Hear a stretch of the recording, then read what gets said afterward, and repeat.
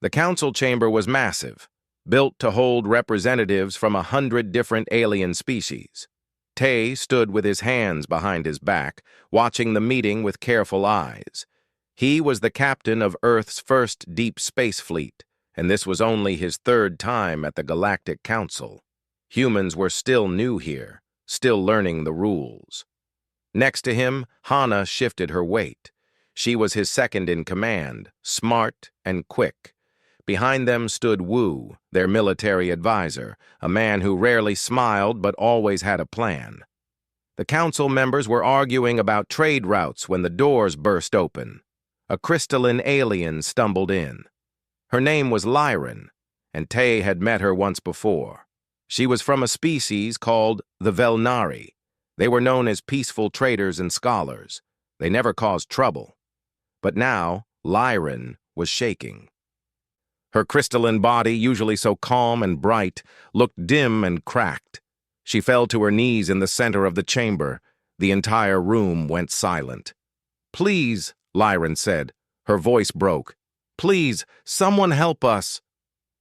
Tay stepped forward without thinking. Hana followed him. They walked past rows of aliens who just stared but did nothing. "What happened?" Tay asked, kneeling beside her. Lyran looked up at him with eyes that held too much pain. "The Kryn Horde," she whispered. "They came 6 months ago. They said they wanted our resources. We gave them everything we had, but it wasn't enough." She held up a small device. A hologram appeared above it. Tay felt his stomach turn. The images showed burning cities, bodies in the streets, children crying over their parents, entire colonies reduced to nothing but ash and rubble.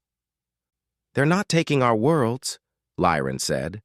"They're destroying them, killing us. They hunt us for sport now, for fun." Her voice grew quieter. "We've lost 40% of our people in 6 months." Hana put a hand over her mouth. Wu's jaw tightened, his eyes hard as stone. "The council won't help us," Lyran continued. She looked around at the other aliens. "I've begged them, all of them. They say the Kryn are too powerful, too dangerous. They say helping us would mean war, and no one wants war with the Kryn." An alien with multiple arms spoke up from across the room. "The Kryn Empire has existed for 3,000 years. They have never lost a conflict. To fight them is to choose extinction." "So you let them kill us instead?" Lyran shouted. Tears ran down her crystalline face. "You sit here in your safe chambers and let them murder children?" No one answered her. The silence was heavy and shameful. Lyran turned back to Tay. "I know humans are new to the council. I know you have no reason to help us. But I've read about your world. Earth is classified as a Class 12 death world. Do you know what that means?" Tay nodded slowly. He knew. Most planets that supported life were gentle places, stable climates, calm weather, friendly gravity. Earth was none of those things. Earth had ice ages and volcanoes, hurricanes and earthquakes, diseases and predators. Humans had evolved fighting to survive every single day. "Your people learned to fight in conditions that would kill most of us in hours," Lyran said. "You've spent your entire history at war, with nature, with each other. With everything." She grabbed Ty's hand. "Please, if anyone can stand against the Kryn, it's you." Tay looked at Wu. The military advisor gave a small nod. He looked at Hana. She was already pulling up data on her tablet, reading everything she could about the Kryn. "How many ships do they have?" Tay asked. "Thousands," Lyran said. "Their warriors are twice your size, natural armor, stronger than humans. They've conquered 47 species in the last century alone." "And their tactics? They overwhelm. They strike hard and fast. They don't negotiate. They don't take prisoners unless they want slaves." Lyran's voice was hollow. "They're apex predators. They've never known fear." Tay stood up. He looked around the council chamber at all the aliens who wouldn't meet his eyes, all these advanced species. All these ancient civilizations, and not one of them would stand up to a bully. It made him angry, not the loud, shouting kind of angry, the cold, quiet kind that settled in his bones and stayed there. "Show me where they are," Tay said. Lyran looked up at him with sudden hope. "You'll help?" "I need to talk to my people first," Tay said. "But if they agree, yes, we'll help." "You can't be serious," the multi-armed alien said. "You've been in space for less than a decade. The Kryn will destroy you." Tay turned to look at the alien. "Maybe, but at least we'll try. That's more than the rest of you can say." He walked out of the chamber with Hana and Wu following. Behind them, Lyran was crying again, but this time they were tears of hope. Outside, Hana spoke first. "You know this could mean the end of Earth's place on the Council. We're supposed to be diplomats, not soldiers." "I know," Tay said. "The Kryn have never lost a war," Wu added. "Their military is massive, advanced, brutal." "I know that too. So why are we doing this?" Hana asked. Tay stopped walking. He thought about the images Lyran had shown them, the dead children, the burning cities. He thought about Earth's history, all the times humans had faced impossible odds, all the times they'd been told they couldn't win. "Because someone has to," he said simply. "And because I'm tired of watching bullies win." He pulled out his communication device and opened a channel to Earth. "This is Captain Tay to Earth Command. We need to talk about the Kryn Empire, and we need to talk about war." The response came quickly. "We're listening, Captain." Tay smiled. It wasn't a happy smile. It was the smile of someone who'd just made a very dangerous decision and didn't regret it one bit.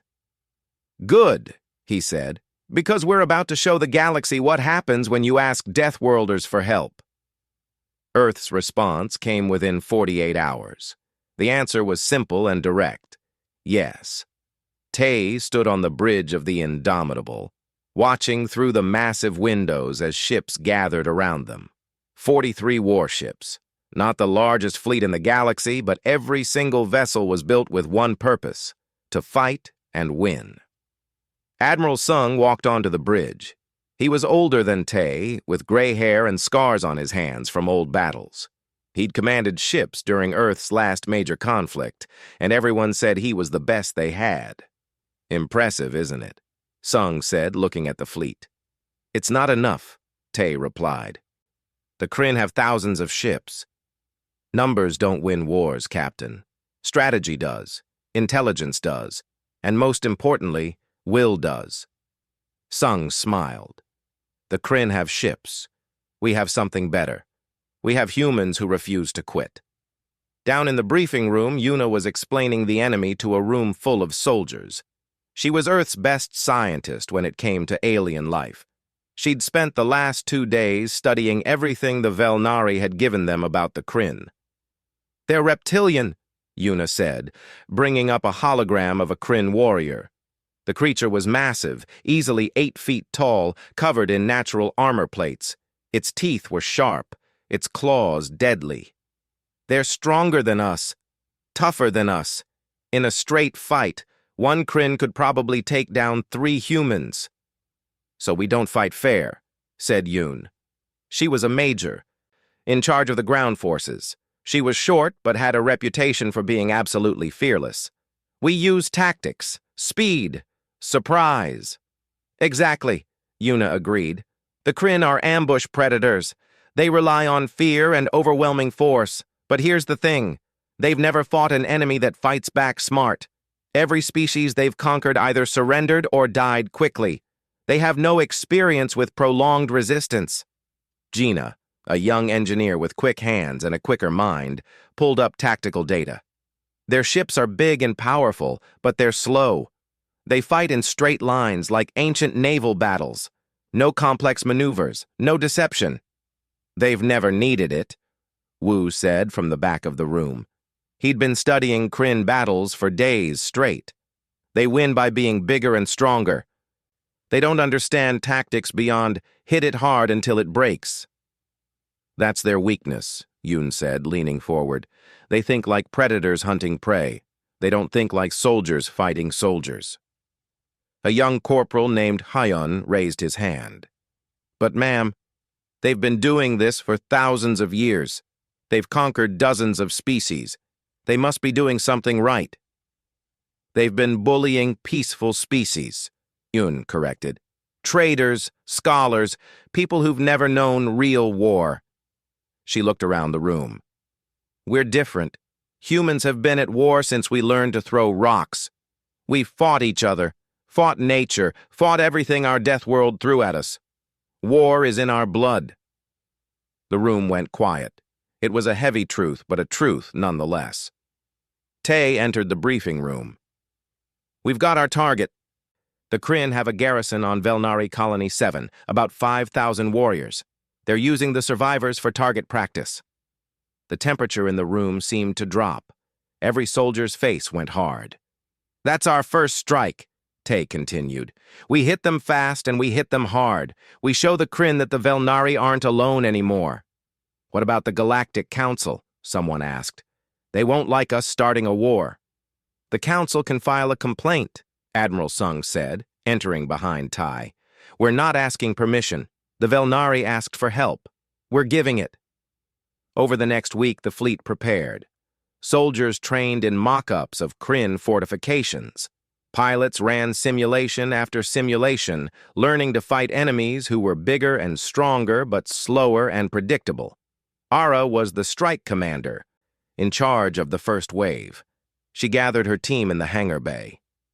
Remember, we're not trying to match them strength for strength. We're faster. We're smarter. We use cover.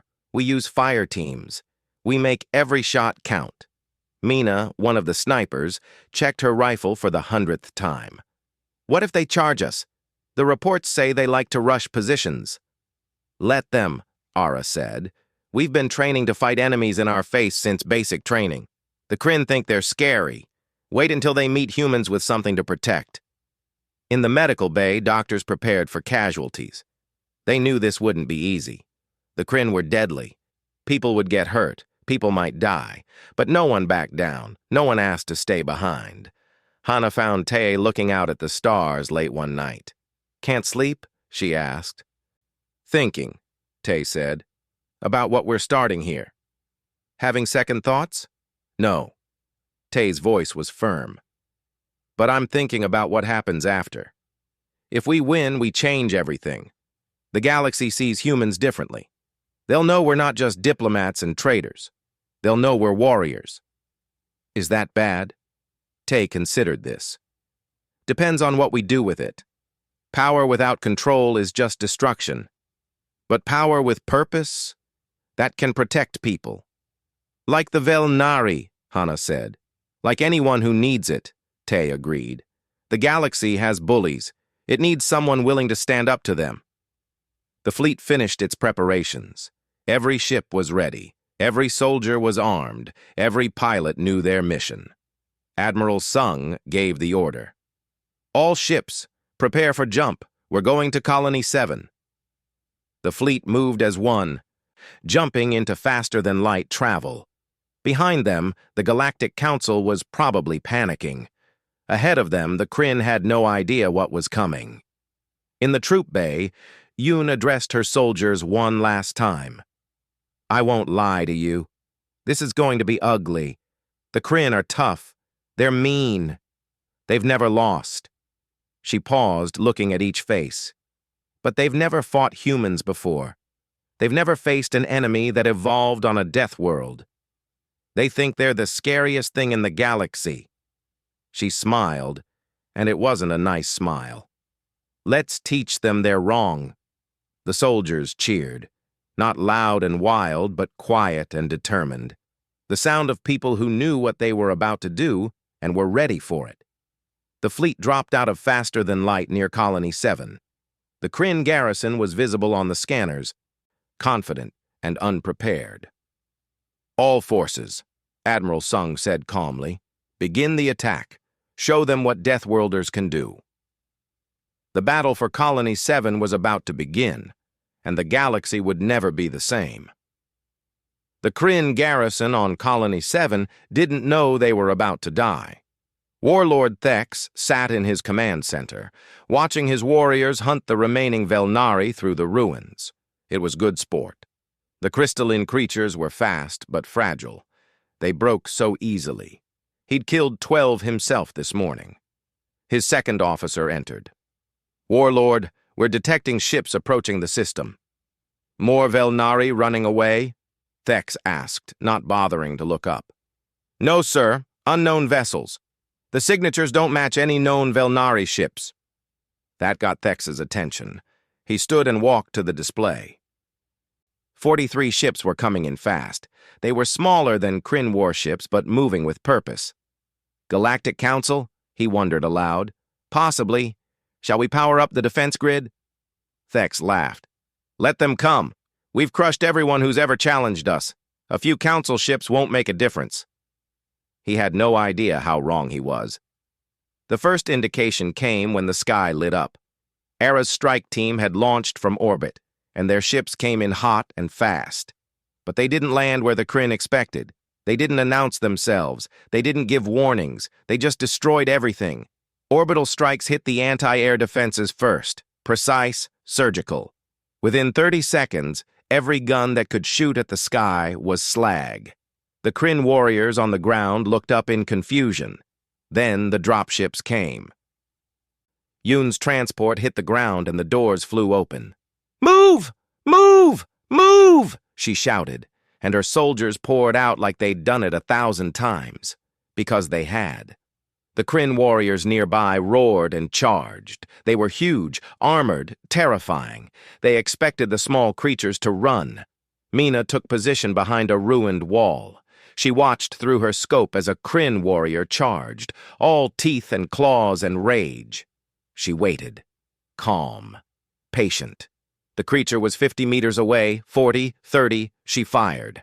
The round went through the creature's eye slit, the only weak point in its natural armor.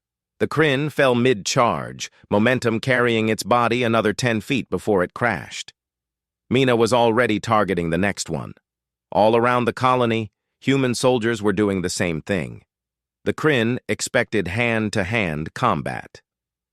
They got precision fire teams instead, humans working together, covering each other, moving with practiced efficiency. "Contact right!" someone shouted. 3 Kryn warriors burst from a building. A human fire team responded immediately. Grenades first, forcing the Kryn back, then concentrated fire at their joints and eye slits. The warriors fell before they could close the distance. Thex watched from his command center in growing horror. "What are these creatures? Why aren't they running?" His officers had no answers. The Kryn had fought hundreds of battles. This wasn't how it was supposed to go. Prey ran. Prey died. Prey didn't fight back with coordinated tactics and lethal accuracy. "Send reinforcements," Thex ordered. "Kill them all!" But when his warriors rushed out to engage, human air support was waiting. Sue commanded the fighter squadrons, and her pilots flew with an aggression that bordered on insane. They dove through debris fields that would make Kryn pilots hesitate. They pulled maneuvers that subjected them to G-forces that would kill most species. But humans had evolved under Earth's heavy gravity. This was nothing. Sue's fighters screamed over a Kryn column, missiles turning their vehicles into burning wreckage. "That's the 3rd convoy," she reported. "They're not getting reinforcements through." On the ground, Yoon's team pushed deeper into the garrison. The Kryn were strong, yes. In close combat, they could probably tear a human apart. But they never got close. Human tactics didn't allow it. "Flashbang!" A soldier threw the device around a corner. The Kryn waiting there roared in confusion as the device exploded with light and sound. Human soldiers poured around the corner while the Kryn were still disoriented. Quick, controlled bursts. The Kryn fell. While the main battle raged, Gina and a small team had a different mission. They'd infiltrated the Kryn command center through maintenance tunnels. The Kryn never thought enemies would use such small, cramped spaces, but humans could fit anywhere. Gina worked at a computer terminal, her fingers flying. I'm in their network, cutting their communications now. How long? Asked one of her team. Already done. They can't call for help. They can't coordinate. And, she smiled, I'm broadcasting this entire battle on their military channels. Every Kryn ship in the sector is watching their warriors lose.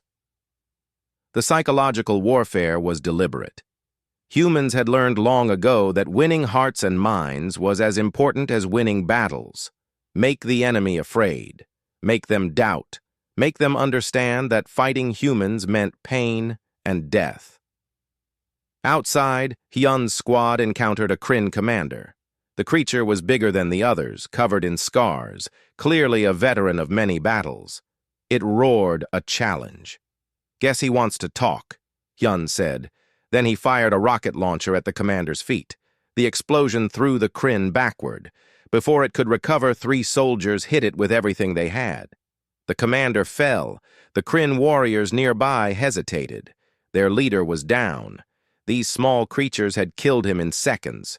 That hesitation was fatal. Human soldiers didn't hesitate.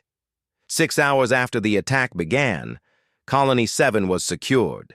The surviving Kryn were prisoners.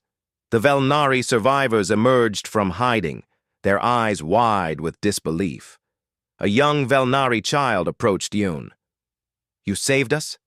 Yoon knelt down. Yes, you're safe now. But you're so small. The Kryn are so big and strong. Being strong isn't everything, Yoon said gently. Being smart is better. Being brave is better. Working together is better. Thex was dragged before Admiral Sung in chains. The warlord couldn't process what had happened. His entire garrison, defeated, in less than a day. Impossible, he growled. You're prey. We checked your biology. You're weak, soft. Admiral Sung looked at him with cold eyes. We're from Earth, a Class 12 death world. Do you know what that means? A dangerous planet, Thex spat. So what? It means we evolved fighting for our lives every single day, Sung said. We fought predators bigger and meaner than you. We fought diseases. We fought each other. We learned to use our brains because we couldn't rely on strength alone. He leaned closer. And we never, ever forgot how to fight. Sung straightened. You're going to deliver a message to your high command. Tell them that humans have arrived. Tell them that the Velnari are under our protection. And tell them that if they want war with Earth, we'll give them one they'll never forget. Thex was released and given a small ship. He fled, broken and terrified. The message would spread. Humans had defeated a Kryn garrison. The impossible had happened. On the surface, Tae walked through the liberated colony. Velnari survivors were crying with relief. Human medics were treating the wounded. Engineers were already setting up defenses in case the Kryn came back. Hana joined him. First battle is done. How do you feel? Like we just started something we can't stop, Tae said. The Kryn won't take this lying down. They'll send more forces. I know. Tae looked up at the sky. But that's okay. We wanted to send a message. I think it's been sent. Across the galaxy, on every Kryn ship, warriors watched the recordings Gina had broadcast. They saw their soldiers fall. They saw their warlord defeated. They saw small, weak-looking creatures fight with a skill and ferocity they'd never encountered. For the first time in 3,000 years, the Kryn Empire felt something unfamiliar. Fear. The Kryn High Command met in their war chamber. The room was built from the bones of their first conquered species, a reminder of their power. But today, that power felt uncertain. 300 ships, the Supreme Commander said. We're sending the Grand Fleet. These humans will be crushed. They defeated Warlord Thex, one advisor dared to say. Perhaps we should reconsider. Thex was weak, the commander roared. He faced a few small ships and panicked. The Grand Fleet will show these Deathworlders what true power looks like. The decision was made. 300 Kryn warships would hunt down the human fleet and destroy it. The largest military force the Kryn had assembled in centuries. It was overkill, really. But the Kryn wanted to send a message. They didn't realize the humans were sending one, too. Admiral Sung studied the tactical display. "They're coming straight for us. 300 ships." Wu nodded. "Just like we predicted, the Kryn always use overwhelming force. They don't know any other way." "And they're following us into the asteroid field?" Tay asked. "They think we're running," Sung said with a small smile. "They think we're scared." Hana looked worried. "We are outnumbered 7-1. If this plan doesn't work—" "It'll work," Wu interrupted. "The Kryn have won every battle the same way for 3,000 years. They've forgotten that war is about thinking, not just fighting." The human fleet had positioned itself near the Vex system, a dense asteroid field that made navigation difficult. Most species avoided it, but human pilots had trained in Earth's orbit, dodging debris and satellites in high-speed runs. This was easier. The Kryn Grand Fleet arrived like a hammer. Their ships were massive, dark, covered in weapons. They looked unstoppable. "All ships, begin the retreat," Admiral Sung ordered.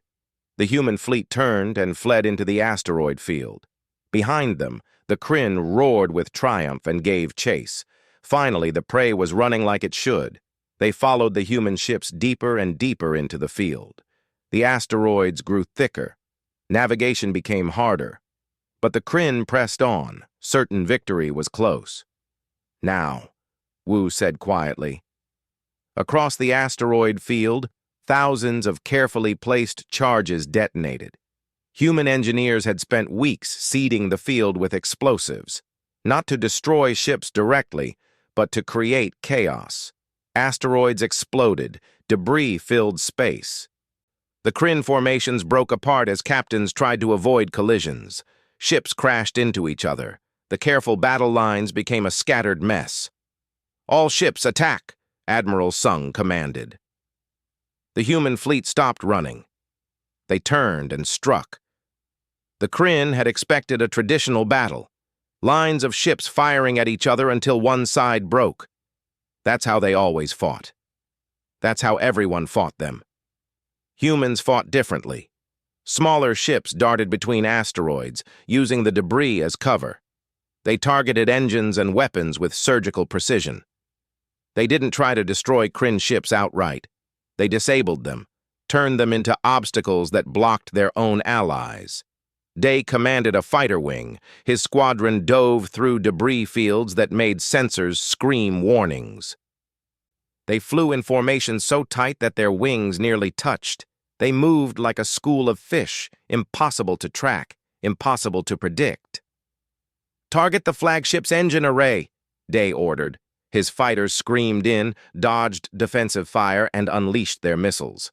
The Kryn flagship shuddered as its engines died. It was still armed, still dangerous, but now it was drifting, blocking the ships behind it.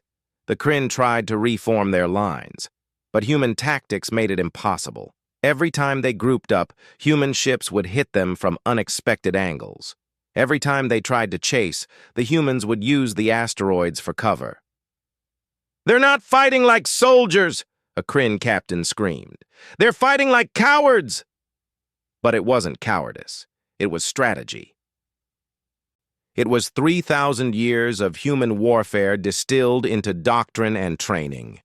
It was Sun Tzu and Clausewitz, and every tactician who'd ever understood that winning wasn't about being strongest, it was about being smartest. Then came the boarding actions. Yoon's Marines launched from assault ships, magnetic boots carrying them across empty space to Kryn vessels. The Kryn had never fought enemies who would board ships in the middle of a battle. It seemed insane. But to humans who'd trained for every possible scenario, it was just another tactic. He led her squad through the corridors of a Kryn cruiser. The Kryn warriors inside were confused. No one had ever invaded their ships before. They didn't have protocols for this. The humans did. "Breach point in 3, 2, 1. An explosive charge blew open a door. Flashbang grenades went in first. Then the Marines poured through, moving with practiced efficiency. The Kryn were strong. In close quarters, one-on-one, they could tear a human apart. But the Marines didn't fight one-on-one. They fought as teams, covering each other, using angles, using doorways and corners and choke points. A Kryn warrior charged he. She ducked under its swing, let it pass, and her teammate shot it from behind. Simple. Effective. The way humans had been fighting since ancient times. "Plant the charges and move," he ordered. Her team set explosives throughout the ship, then evacuated. 30 seconds later, the cruiser's reactor went critical. One less Kryn ship. They boarded 5 more ships that day. Each time, the result was the same. The Kryn were unprepared for enemies who fought in their corridors with such brutal efficiency. The battle lasted 8 hours. When it ended, the Grand Fleet was broken. 300 ships reduced to scattered survivors and debris. The Kryn had never experienced anything like it. Admiral Sung broadcast a message to the fleeing Kryn vessels. His voice was calm, almost gentle. "You were told to leave Velnari space. You were told to leave the conquered territories. You chose war instead." He paused. "This is your last warning. Withdraw, or we'll show you what humans do when we stop being polite." On the Kryn homeworld, the High Command watched the recordings in silence. The Grand Fleet, destroyed by 43 small ships and humans who refused to fight fair. "They're demons," one commander whispered. "Deathworld demons." "Call our allies," the Supreme Commander said. "Call everyone. We need help against these creatures." But when they made the calls, they found only silence. Every species they'd bullied, every ally they'd threatened, all of them refused. They'd seen what happened at Vex. They wanted no part of humanity's wrath. The Kryn Empire stood alone. Tay stood on the bridge of the Indomitable, watching the debris field. "We hurt them badly today." "They'll come again," Hana said, "probably with everything they have left." "Let them," Wu said coldly. "Every battle teaches us more about how they think. Or rather, how they don't think." Admiral Sung joined them. "I'm getting reports from across the sector. The Kryn's subject species are starting to rebel. When a bully gets bloodied, everyone they've pushed around starts pushing back." "The Empire is cracking," Tay observed. "Good," Sung said. "We didn't come here to make friends with the Kryn. We came here to break them, to show the galaxy that bullies can be beaten." Across space, on 100 different worlds, species that had suffered under Kryn rule watched the recordings. They saw humans, small, soft, weak humans, defeat the mighty Kryn fleet. They saw that it was possible to fight back. Rebellions started, small at first, then larger. The Kryn Empire, undefeated for 3,000 years, was starting to fall apart. And at the center of it all were humans. Deathworlders who'd brought their brutal, efficient, relentless style of warfare to the stars. The message was clear. Touch our allies, and we'll show you why Earth is a death world. We'll show you what happens when prey becomes predator. The galaxy was learning, and the Kryn were terrified. The Kryn Supreme Commander made his final decision in desperation. His empire was crumbling. Subject species were rebelling. His fleets were defeated. The Grand Fleet was destroyed. Everything they'd built over 3,000 years was falling apart because of humans. "We attack their homeworld," he announced. "Earth. We break them where they live." His advisors looked uncertain. "Supreme Commander, we barely have 200 ships left." "I don't care," he roared. "These Deathworlders think they're strong. We'll show them what happens when you challenge the Kryn Empire. We'll burn their world and kill their families. Then they'll understand fear." It was the worst decision he would ever make. The Kryn invasion fleet arrived at Earth's solar system 3 weeks later. They came ready for war, ready to destroy the homeworld of the species that had humiliated them. What they found was a nightmare, Earth wasn't some undefended colony world.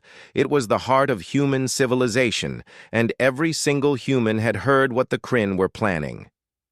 "They're here," Admiral Sung said from the Indomitable's bridge. Around Earth, hundreds of warships waited. The entire Terran defense fleet, every military vessel Earth had. But it wasn't just the military. Civilian ships had been armed. Orbital platforms bristled with weapons. The moon housed massive railguns. Every satellite, every space station, everything that could fight had been turned into a weapon. Earth was ready. But Sung had one more trick. "Dr. Yuna, is everything prepared?" Yuna nodded from her station. "The sun is entering an active phase. Solar storms are building. I can trigger them when you're ready. And the Kryn won't expect it? Most species avoid fighting near active stars. It's too dangerous. But we've trained for this," she smiled. "Deathworld natives aren't afraid of a little radiation." The Kryn fleet approached, confident despite their reduced numbers. They'd crush species with more ships than this. They'd win through fear and fury like they always did. Then Earth's defenses opened fire. The Kryn expected resistance. They didn't expect the sheer volume of fire that met them. Railgun rounds traveling at incredible speeds, missiles by the thousands, energy beams from platforms they couldn't see. And that was just the beginning. "Now, Doctor," Sung ordered. Yuna triggered the solar collectors. The sun, already active, erupted with increased fury. Solar storms lashed out, enhanced and directed by human technology.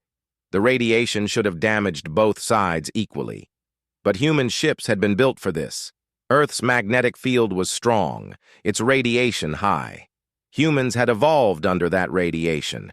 They'd learned to shield against it. The Kryn hadn't. Their ships' systems began to fail. Sensors went dark. Communications died. The fleet that had come to burn Earth found itself blind and scattered. "All ships engage," Admiral Sung said calmly. The human fleet struck like Earth's ancient predators. Wolves on the hunt, they worked in packs, isolating Kryn ships, overwhelming them with coordinated fire. Tay commanded a strike group that hit the Kryn flagship. "Target their bridge. Take out command and control." The flagship tried to fight back, but its systems were failing. Solar radiation had fried half its computers. Its weapons fired randomly, missing targets it could barely see. Human missiles found their mark. The flagship's bridge exploded. The Kryn invasion fleet lost coordination. On Earth itself, Yoon watched from a command center. Millions of humans stood ready to fight if any Kryn made it to the surface.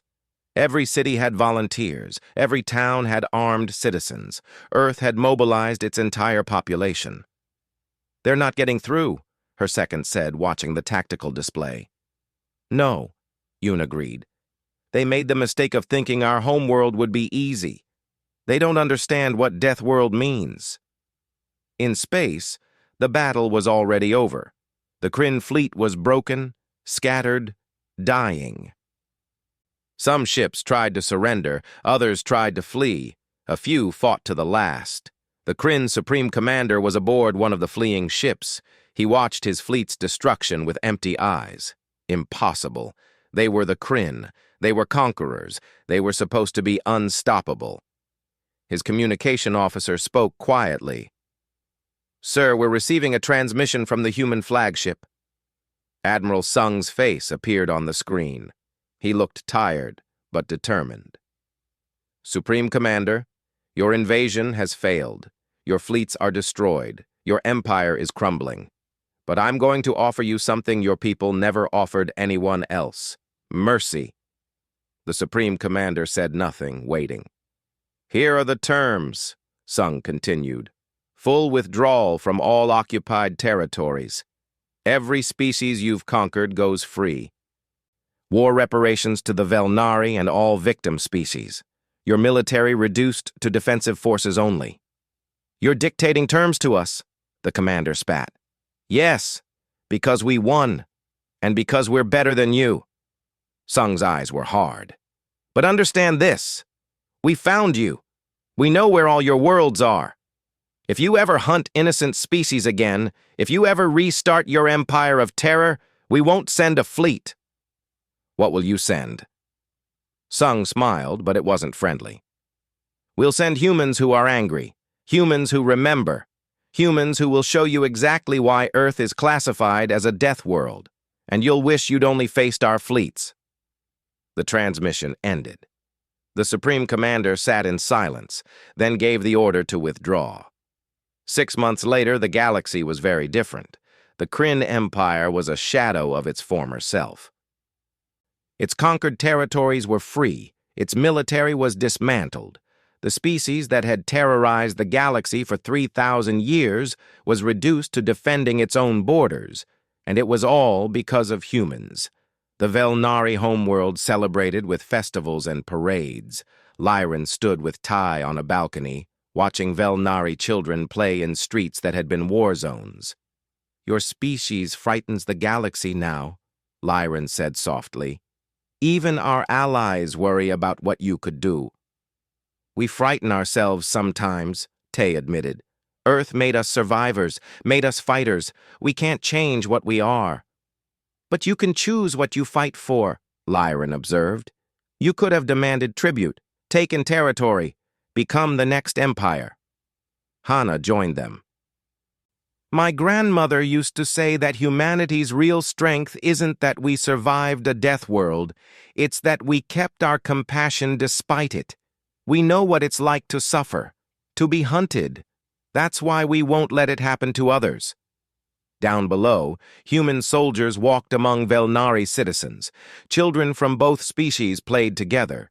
Yoon, now a colonel, was teaching Velnari security forces human tactics, not for conquest, but for defense. Wu had returned to Earth to train the next generation. His first lesson was always the same. We fight to protect, not to conquer. Remember that, and you'll never become the monsters. Gina was helping rebuild Velnari colonies, her engineering skills repairing what the Kryn had destroyed. Yuna worked with alien scientists, sharing knowledge, building understanding. Across the galaxy, species looked at humans differently now, with respect, with caution, and with hope. Because the galaxy had learned something important. Death world predators with a conscience were the most dangerous thing of all, not because they were violent, but because they knew when violence was necessary, and they had the skill to use it. The Galactic Council held a special session. Every species was present. The multi-armed alien who'd dismissed humans before now stood to speak. We were wrong, he said simply. We thought peace meant avoiding conflict at all costs. We watched the Kryn murder innocents because we were afraid. The humans showed us that true peace requires courage, requires standing up to evil. Tay addressed the council. Earth doesn't want an empire. We don't want to rule you. But we do want to protect those who can't protect themselves. Any species that needs help against oppressors, any people suffering under tyrants, come to us. Deathworlders will answer. It became known as the Death World Doctrine. Humans would defend the defenseless. They would stand against bullies. They would be the galaxy's protectors. Not everyone liked it. Some species worried about human power, others resented needing protection. But those who suffered, those who were hunted, those who needed help, they knew who to call. Years later, Yoon would train soldiers from a dozen different species, teaching them not just how to fight, but why to fight. War is terrible, she'd tell them, but sometimes refusing to fight is worse. Sometimes the only way to stop evil is to stand against it. The Kryn Empire never recovered. They kept to their borders, remembering the lessons humans had taught them. Sometimes, late at night, old Kryn warriors would tell stories about the Deathworlders, small creatures who fought with terrifying efficiency, who turned their own strength against them, who refused to be prey. On Earth, monuments were built to those who died fighting for the Velnari. Their names were remembered, their sacrifice honored, because humans understood that protecting others sometimes cost everything. But it was worth it. Admiral Sung, retired now, would visit these monuments. He'd think about the war, about the battles, about the choice they'd made to help when everyone else refused. "No regrets?" Tay would ask, visiting his old commander. "None," Sung would reply. "We did what needed to be done. We showed the galaxy that Deathworlders have hearts as strong as their fists." And across the stars, that message echoed. The Kryn had asked for war, the Velnari had asked for help. The Deathworlders delivered both. But more importantly, they'd delivered hope. Hope that bullies could be stopped, that the strong could protect the weak, that somewhere in the dark galaxy there were humans who would come when called, and that made all the difference.